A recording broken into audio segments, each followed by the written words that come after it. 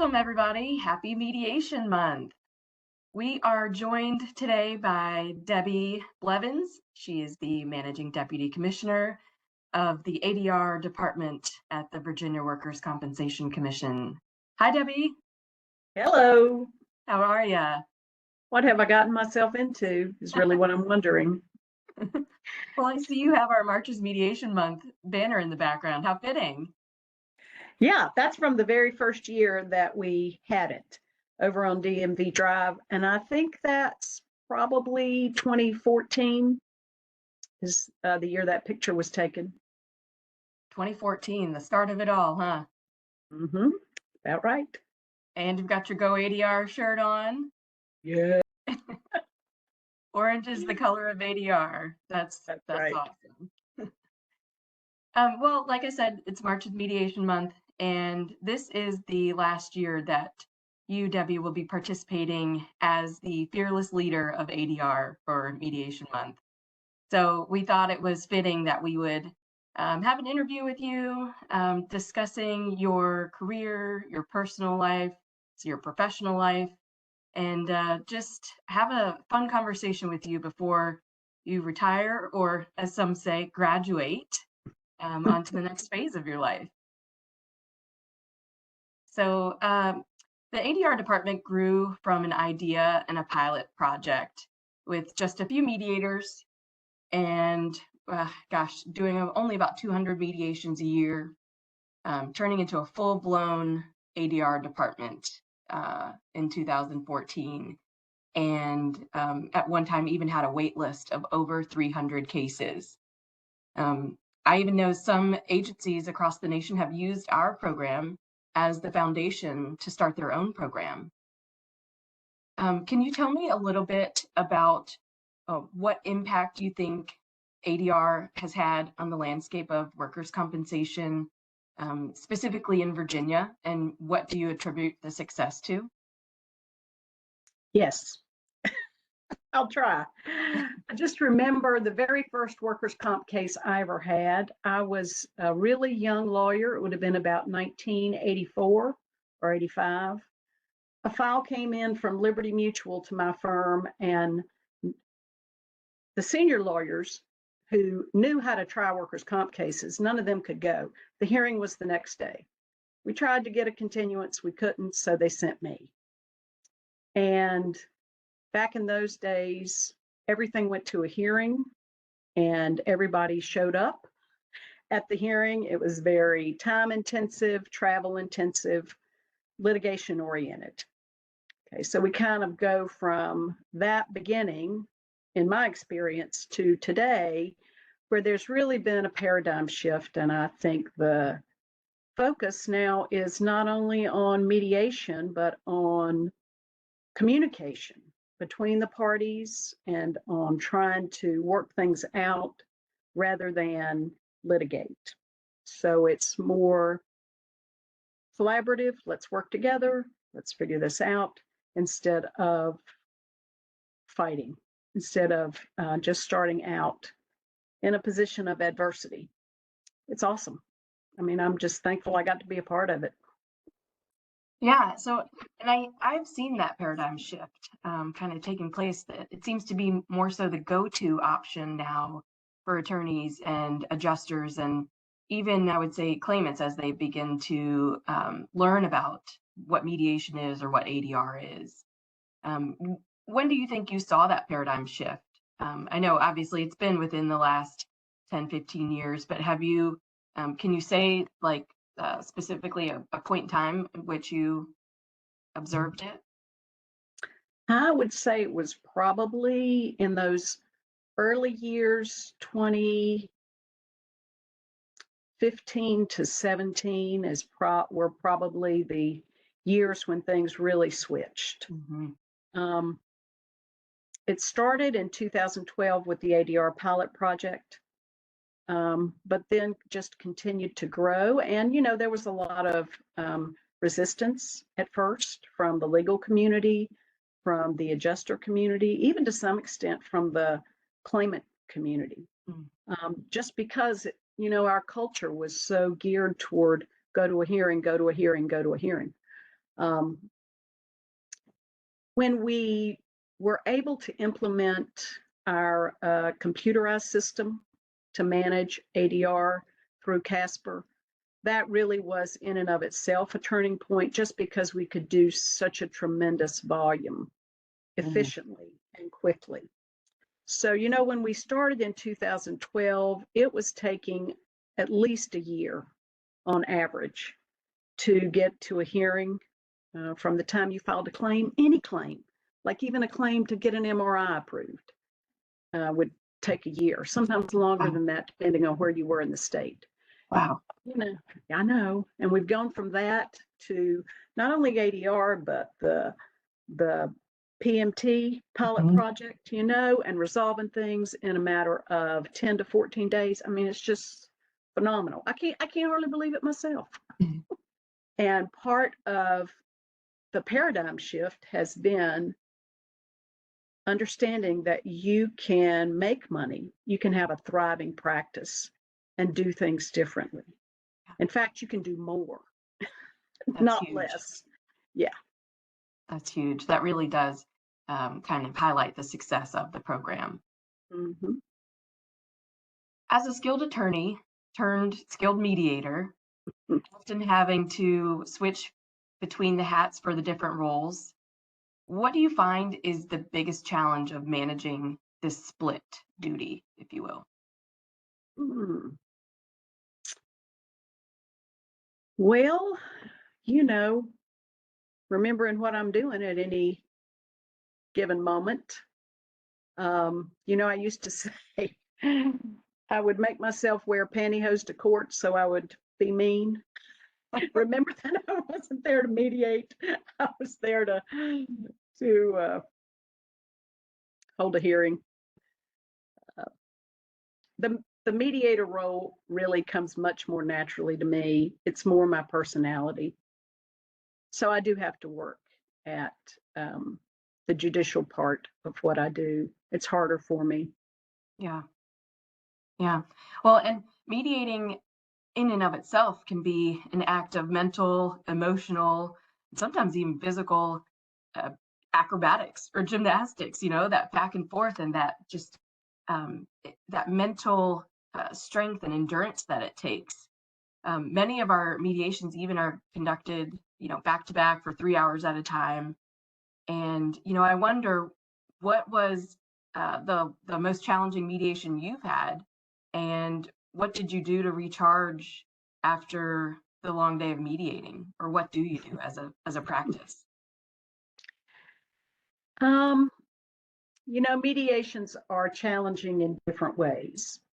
Logistically, certainly the most challenging mediation I ever had, I co-mediated with retired Commissioner Bill Dudley when we did over 700 healthcare provider claims in really one global mediation. And it was exhausting, and it went on for months, not just days, right? Multiple trips back and forth to Virginia Beach to get that resolved. But the recharging for me really is generally a spiritual thing, honestly. Mhm. I start out every day with the devotional time, and it really helps me just get centered, remember who I am, whose I am, what I'm doing. And as long as I can start out every day like that, I can usually make it to the end. Yeah. So your recharge starts as a point of intention at the beginning of every day. Yes. Yeah. Yeah, that's great. Being that you're a mediator and you do mediate professionally, and do it so well and so skillfully, what's the uh, biggest or most challenging personal disagreement or conflict you've ever had, and how did you handle it? I know Oh some my of us goodness. mediators, like, it's the hardest thing to mediate our own stuff, but tell us a little bit about what your biggest disagreement might have been. All right, the one that immediately pops to mind, I have to say I'm not very proud of, but I'll tell it. All right, my daughter was a senior in high school, and I really had goals and ambitions for her that she didn't have for herself, that she didn't want. She had a different vision of her future. She really wanted to pursue music. She's a very artistic person, and she's really smart. And I really wanted her to go to a great academic institution because I knew she could shine in that environment. And her mandolin teacher said to her, Caitlin, you just got to talk to your mom and tell her how you feel. And when she did, the mediation training that I'd had in emotional intelligence just kind of the light went off, right? Ding, ding, ding. Mm-hmm. I realized that, she was an adult and she had her own emotions, visions, goals in life, and they were separate from mine. And I needed to accept that, let it go, and support her. And I was able to do it. So that really speaks to the training you've had and really adopted it as part of your personal construct, right? To get through Yes. any and all challenges that you've had. That's Right. something I think that everybody could use in their lives, right? If nothing else, just to be able to navigate their own conflicts, even if they're not mediating for a living. Right. Switching gears slightly, you are very open about being short but mighty, which being short can have many disadvantages. But from your perspective, what do you think the biggest advantage to being short or having lack of height is for you? Well, people will do things for you. Like if you're in the grocery store and you can't reach something, if you ask, or if people see me reaching, they'll stop and offer to, what is it? Can I help you? And I'll usually say, yes, please. I can't reach that bottle on the top shelf. So I can understand how having to ask for help for some might be difficult, but I think as part of the nature of you being short, it comes maybe a little bit more naturally to you. Would you say that? Yeah, I would. That's great. Well, and I know for sure that you can get people to do things that others might not be willing to do just from your persuasive nature. So I appreciate that, and I'm sure that has served you well in your career over time. Yeah. Well, I remember reading, I can't remember who said this, but if you don't care who gets the credit for an idea, you can get a lot of things done. Bob Rappaport will know who said that because he is such a historian, right? He knows everything. But anyway, I believe that, right? If your goal is just to have something accomplished, give the credit to everybody else. Yeah. Get it done. Yeah. And that really speaks to your collaborative approach as well. I know in part that's how you manage the ADR department. We're all very collaborative and we rely on each other for teamwork. And I think that's what is so successful about our program is, we all lift each other up when we need it and we don't let one person fall. And if things are falling, we, rally and kind of get things back on track. All true. Great. We have a great team. I mean, if you get me going on that, we'll be here an hour about how wonderful the people are. Yeah. Well, we do have some other questions to ask. Some of these are a little bit more of a personal insight to you. I know one of your favorite pastimes is attending Floyd Fest, which is a days-long music festival. It's all outdoors, all open. It's a camping environment, camping atmosphere. Tell me, what would be your personally curated lineup of musical bands or musicians, and who would be your headliner for the Floyd Fest Debbie edition. Okay, that's so easy for me, but that's important because it's really close to where I live, and my daughter started going, which is how I got into it. But to answer the question, my perfect lineup would be Ricky Skaggs, Alison Krauss, 49 Winchester, Morgan Wade,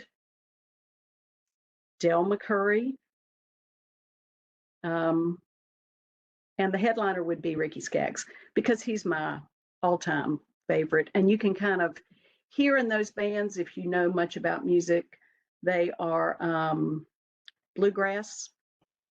And 49 Winchester is actually from the Coburn area of Virginia, down in Southwest Virginia.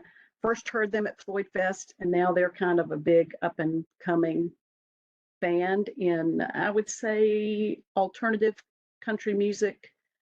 And Morgan Wade is from Floyd. Oh, I didn't know that. About that. And I first Yeah. heard her, and she's about the same age as my kids. So, yeah. It's so interesting how music has not only been a part of your life, but you're bringing up your children around it too. And it's Mhm. really, I feel like when you said that your daughter wanted to go in music, that probably helped marry the two kind of areas of your life together between you and her, the love of music. Can you speak to us a That's little bit about that? sure. Well, yeah, I can remember that I have twins, Corey and Caitlin. And when they were little, we would go to bluegrass events. And for a while, I was a single parent. And so it was just the three of us. And, you know, Corey particularly is going to kill me if he hears this now. But anyway, they flat footed. Okay. They were so cute. Anyway, it was fun. It was a lot of fun having them. Best thing that ever happened to me is those kids. So during the pandemic, the Floyd Fest didn't happen. That was, That's right. I know, at least a couple of years, right? Um, Right. can you tell me uh, a little bit about how the pandemic changed you in other ways, either personally or professionally? Well, it made me slow down. Made everybody slow down, didn't it? I remember hearing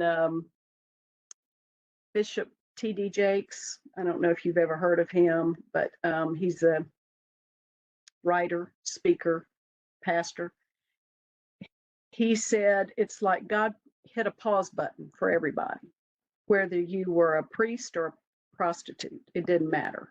Everybody got stopped in their tracks. And I thought, Mhm. yeah, that's exactly what it was. And it stopped ADR for a little while too. You know, we couldn't mediate till we got ourselves kind of transitioned to WebEx, and it was rough going. Yeah, yeah, that. It certainly was a pause. It was a pause in life from all angles, Hmm. socially, professionally, personally. It was, yeah, we had to take a beat. Might That's be right. a collective trauma that we all have lived through, but one that, if nothing else, we could take that time and Hmm. really reflect. And clean out closets. Okay, I did a lot of that. And spend time with grandchildren, right? So you had Yes, two grandchildren at that time and the third during the pandemic, I think. that's Um, right. what are some things that you have either heard your children say to your grandkids, or that you've said that remind you of what you used to say to your children?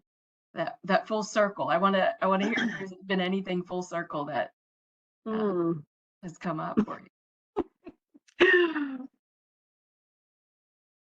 Well, I can't think of a saying, but I can certainly think of a couple of things. All right, one is uh, but Corey has three children. The middle one's a little boy. That little boy has got a terrible temper, just like Corey used to have a terrible temper. And sometimes it's just funny to me. Okay, he'll be mad and mad at Corey and throwing a little fit, and I'm like, payback, buddy. This is payback. Yep. Sorry, Allie. This is his wife. Yeah, I'm so sorry, but yeah, I know exactly where this is coming from. Mhm. You've seen it. You've seen it. You've lived through it. Yeah, that's right. That's great. Yeah. And I'm sure in this next phase of your life, you're going to be spending a lot more time with them. Oh yeah, absolutely. I mean, it's just so much fun. Little children are a lot of fun. Yeah. Always. Yeah. I remember a story you told us once about you as a young girl winning the Betty Crocker Award. Is that Why right? in the world did I tell you that? I was thinking. Obviously, I was And not. did you cook anything to win that award? You didn't cook a thing. All right, it was some scholarship competition when I was in high school, and it was a fill in the dot test, right? Like an SAT is a fill in the dot test, right? And I'm just good at those kind of tests. And so I guess scored the highest for Dinwiddie County, and I won the award. And my friends have never let me forget it, because if you know me, you know that cooking is not something I can do, right? It's not a gift. In fact, when when you're at church and they were asking people to sign up to bring stuff for a dinner, I'm like, I'm so sorry. I can write a check. I cannot cook anything. What do you need? Let me give you some money. Well, now that you're going to have all this time on your hands, do you think you would take up cooking or start doing cooking classes? No, no. I'm just not interested. Okay, the one thing I do like is an air fryer. I have learned how to use an air fryer. They're easy. Excellent. They are so convenient, aren't they? Yeah, right. So what do you think you will do coming up this next phase once you retire from the commission? I am going to sleep late every day that I want to sleep late. That is one thing. I am going to spend more time with my grandchildren and my children. I'd love to travel. Floyd Fest is not the only music festival I go to. My sister and I also generally go to Bristol Rhythm and Roots, which is on the Virginia-Tennessee line. And right by the This year we commission. went to the Mile Zero Fest in Key West. And so anyway, we just like to travel, do things together. I'll probably do some of that. My husband and I like to go to the Keys in Florida in the wintertime. I imagine we'll do that. It's hard to think that I would not be working at least a little bit, because I started working when I was 15, and so I'll probably do something part-time. Well, we would love to have you back at the commission, even to mediate on a part-time basis. We've had a few meter deputy commissioners come back and mediate with us, which, we couldn't live without them. We love That's that. right. We love that you are moving on, but we hope that you do come back and hang out with us. Maybe. We'll see. I have also thought about mediating privately, because I Mhm. could do that. Yeah. And I've also thought about doing some things that are not mediating. For example, when we were in the Keys, we made friends with a couple that live down the street from where we usually rent. She runs an art gallery. When we're down there, I could work part-time in the art gallery. So, I might do something different. That's very cool. Hmm. Well, those are all the questions I have today. I really want to thank you not only for taking the time to do this interview and just have a fun conversation, but for all your years as a mentor, for everything you've done for the ADR program, for everything you've done for the commission, from the very bottom of my heart, as I'm sure others. Thank you. Well, you know what? It was a labor of love. I love you. I'm so crazy about the ADR team and all the mediators. And like I say, I'm just thankful that I got to be a part of it. We are too. All Thanks. right. Or as we say, live long and prosper. Live long and prosper.